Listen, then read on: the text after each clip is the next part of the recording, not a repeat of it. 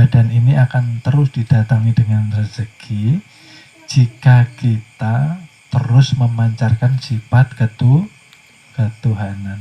Ya, ingat itu kata-kata saya. Jangan lagi kita memancarkan sifat hewan dan sifat setan. Jangan sedikit pun kita punya prasangka tidak baik sama orang. Ya. Waspada boleh, waspada itu harus, tapi prasangka jangan. Ya, itu maksudnya. Seperti itu.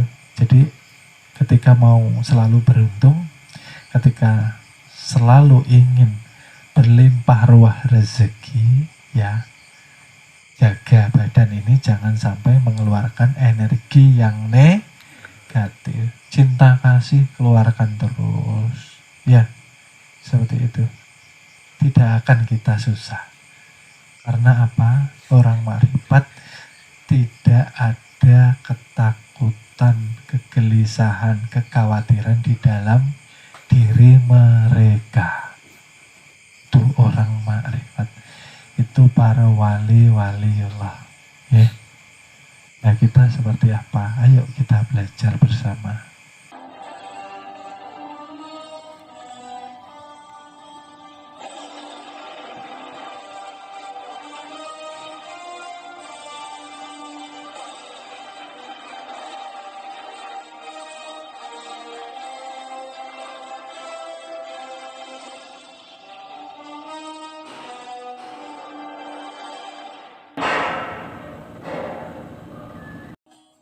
Kesadaran rendah itu sebabnya apa sih? Sebabnya karena kita tidak mau menjalankan puasa ilmu. Ya. Puasa ilmu itu fokusnya kemana? Fokusnya menekan semaksimal mungkin sifat hewan dan sifat syaitan. Terus imbal baliknya apa? Ketika sifat hewan dan sifat syaitan kita tekan semaksimal mungkin, kita tekan tuh seperti apa sih? Kemauan yang tidak baik di dalam diri kita jangan diikuti. Setiap yang tidak baik menurut Al-Quran, setiap yang tidak baik menurut sunnah Nabi atau kebiasaan-kebiasaan baik Nabi, itu jangan kita turuti, ya toh? Imbal baliknya apa? Ketika yang negatif kita tekan terus, ditekan dengan cara tidak mengikuti, jihad binafsi ya. Artinya kita menjalani peperangan di dalam kehidupan kita.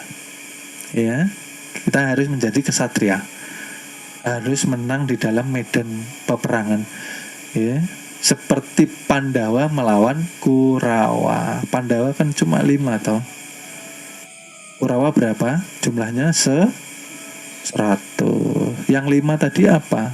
Yang pancer dikatakan sir, ya toh?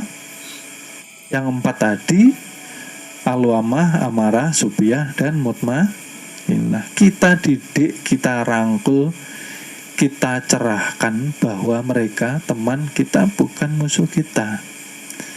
Nafsu ini kalau tidak pernah dididik, maka dia akan menguasai kita. Dia akan mengkang kita. Dia akan menjerumuskan kita. Karena nafsu ini kan seperti anak kecil. Kalau tidak dididik, merengek terus. Tidak kita pahamkan bahwa yang ini baik, yang ini tidak baik, maka akan semrawut hidup kita. Nah,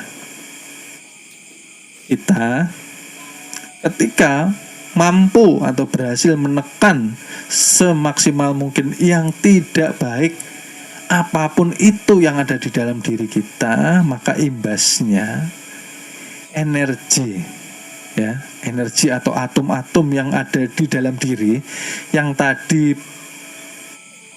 pasif, maka akan jadi aktif karena menyala. Ketika aktif atom-atom itu ya, atau nur itu aktif, maka dia akan terus mendorong daya kesadaran kita, membangunkan kita ketika kita masih di dunia, ya. Itu kalau kita jihad binafsi, kita akan dibangunkan melalui kesadaran Maka ketika bangun kesadaran, maka Tuhan angkat yang namanya tabir atau hijab atau halat. Ketika tabirnya, halatnya dibuka, kasab, maka orang akan takut berbuat maksiat. Takut ketika berbuat yang Tuhan tidak senang. Jadi sinilah pokok daripada permasalahan. Kesadaran kita masih tertidur. Banyak kita zikir tapi seperti orang yang mengigau. Ya, zikirnya luar biasa. Ratusan, ribuan. Yang didapat apa? Lelah. Tidak mendapatkan. Karena apa? Tidak paham zikir itu sendiri. Yang paham lafaz zikirnya. Lafaz zikir itu banyak. Maka yang paling utama lafaz zikir apa? La ilaha illallah. Artinya apa sih? Artinya apa? Tenggelamkan dirimu di dalam kebesaran Allah. Dan disitulah akan muncul Tuhan yang dikatakan la mawujud bihaqi, yang ada hanya Allah. Maka kita harusnya paham kata-kata. Kita flashback lagi pelajaran. Kata-kata a'udzubillahi minas syaitani, artinya aku berlindung kepada Allah. Tapi nyatanya setannya masih ada atau kita yang kabur? Kebanyakan kan kitanya yang kabur. A'udzubillahi minasyaitonirrajim. Nah, ditambahi lagi Bismillahirrahmanirrahim. Nah, dibacakan Yasin. Nah, tambah kesurupan. Hantunya makin mendekat. Kenapa? Karena yang ada kita manusia yang banyak didominasi dengan sifat haiwan dan sifat syaitan. Setan manapun tidak akan takut, tidak akan gentar. Karena manusia yang seperti ini, mereka terhijab, mereka terhalat, mereka terputus dari koneksi ketuhanan yang ada di dalam dirinya. Maka ketika a'udzubillahi minasyaitonirrajim itu seperti bangunan yang harusnya diruntuhkan di hadapan kebesaran Tuhan yang Maha Esa. Kita kan tidak ada. Ketika kita menyebut kata-kata itu, artinya kita sudah bernaung atau berada di belakang kebesaran Tuhan. Kan seperti itu hakikatnya. Nah, tapi yang terjadi itu kan tidak. Kita masih merasa ada, kita masih merasa bisa, punya power untuk mengusir hantu, untuk menyembuhkan orang sakit, ya. Itu kan justru malah menimbulkan kesirikan. Yang terkadang banyak daripada kita yang tidak paham. Ya, lalu menyuruh-nyuruh jin setan atau hantu untuk pergi, mengusir-ngusir. Seakan-akan kita hebat. Tidak perlu kan seperti itu. Kalau Tuhan sudah tampil di depan, ya tidak perlu diusir. Karena ketika ada cahaya terang, maka kegelapan akan hilang. Artinya begini loh ya. Dibuang dulu sifat setan yang ada di dalam diri kita. Gitu. Dibuang dulu sifat hewan yang ada di dalam diri kita. Itu yang terpenting. Belajar agama apapun, ya, belajar kepada guru mursyid yang paling hebat bagaimanapun, kalau sifat hewan dan sifat syaitan di dalam diri kita tidak kita buang, tidak kita perangi, tidak kita minimalisir sendiri, maka kita seperti berjalan di tempat. Kita tidak dikatakan hijrah. Ya, kan sudah kemarin flashback lagi saya katakan. Ya. Ketika kita hidup di dunia, kalau posisi kita masih manusia, selamanya kita tidak bisa ibadah. Ya, karena ibadah kita seperti pedagang. Pedagang tuh kalau ibadah mau imbal balik. Saya baca sholawat sekian, harus dapat pahala sekian. Ya, saya ibadah sholat, saya ibadah ini itu, saya maunya ditukar dengan surga. Saya maunya ditukar dengan kenikmatan nanti di akhirat. Karena kita merasa yang kita ibadah, gitulah.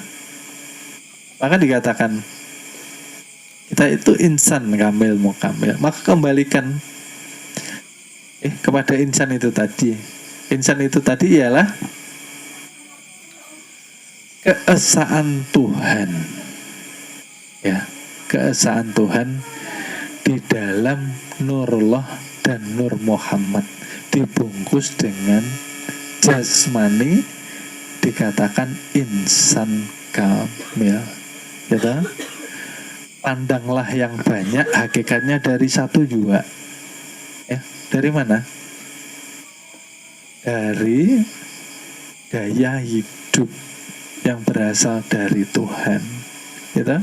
Maka ketika kita sholatul daim kan sudah diajarkan bagaimana sholat daim yang benar. Okay? Pada hakikatnya kita harus paham bahwa ketika tarikan masuk yang ditarik oleh Allah Subhanahu wa ta'ala, ruhnya yang nyata menjadi napas ditarik masuk, ditarik kembali, itu maksudnya hancurkan jasadmu, hancurkan keakuanmu, masukkan kepada Muhammad hakiki, masukkan kepada Nurullah. Maka nanti akan zahir keluar, dikatakan Allah. Itulah. Artinya apa? Seperti ketika kita membaca 3 nama suci. Nama suci yang pertama, yang kedua, yang ketiga, itu mengembalikan hakikat diri kita itu sendiri menjadi insan kamil mukamil. Kita harus paham amaliyah sholatul daim itu ketika masuk kita disuruh menghancurkan ego kita, gitu loh. Maksudnya ini masuk nih, hancurkan ini loh, egomu hancurkan, tembuskan ke Muhammad hakiki, ya, Muhammad hakiki ke ruh ke nur ke rahasia. Rahasia itulah yang dikatakan Allah Subhanahu wa ta'ala. Maka Tuhan jangan dicari lagi, maka sudah esa. Ya, sudah esa. Ya. Yang menggerakkan tangan ini kan Tuhan melalui afalnya. Kenapa ketika kita bergerak kok sering lupa Tuhan? Nah, 2 pekan sudah berlalu, 2 pekan tidak belajar. Ayo kita refresh kembali supaya kita setiap di dalam pergerakan kita ingat kepada Allah Subhanahu wa ta'ala. Jadikan setiap gerakmu, berdirimu, berjalanmu, dudukmu, tidurmu itu ibadah. Artinya apa? Kita ingat, itu loh. Kita ingat, ya. Jangan bertahan di jasad Adam, ya. Kita harus kembali kepada yang mempunyai semuanya. Mohon maaf, akan kami lanjut ke episode berikutnya. Terima kasih. Mudah-mudahan kita mendapatkan keberkahan dengan wasilah junjungan Nabi besar Nabi Muhammad Sallallahu Alaihi Wasallam. Mudah-mudahan kita dikumpulkan di surga bersama junjungan Nabi besar kita Nabi Muhammad Sallallahu Alaihi Wasallam. Amin amin ya robbal alamin.